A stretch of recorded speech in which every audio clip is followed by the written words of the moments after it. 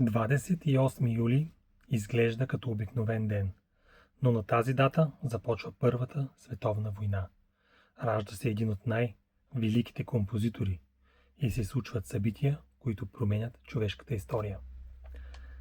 28 юли 1821 година. Перу обявява независимост.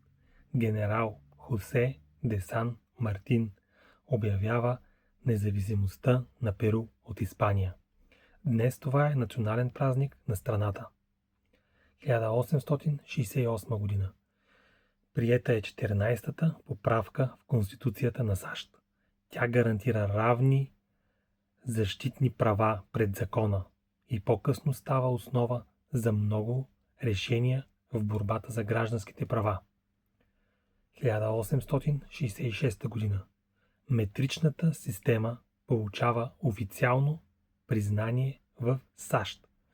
Макар американците да продължават да използват мили и паундове, именно на този ден Конгресът узаконява използването на метричната система.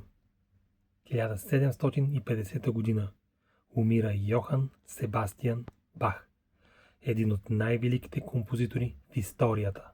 Музиката му и до днес се изучава и се изпълнява по целия свят. 2004 година.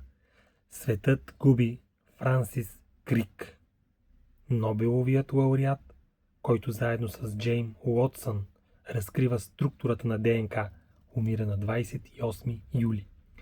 Откритието му променя медицината и биологията завинаги. 1928 година.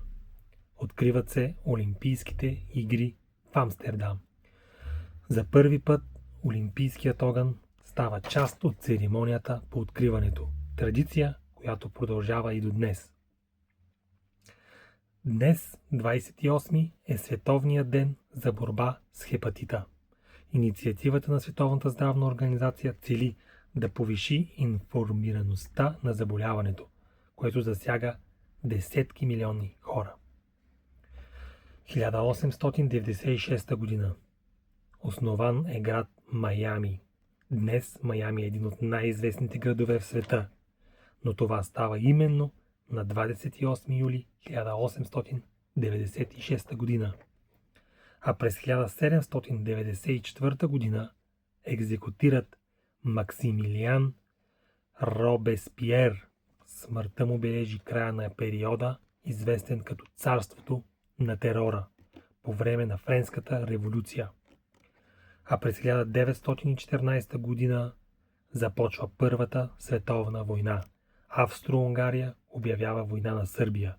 Само за дни конфликтът обхваща почти цяла Европа и прераства в най-голямата война, която светът е виждал до днес. Над 16 милиона души губят живота си.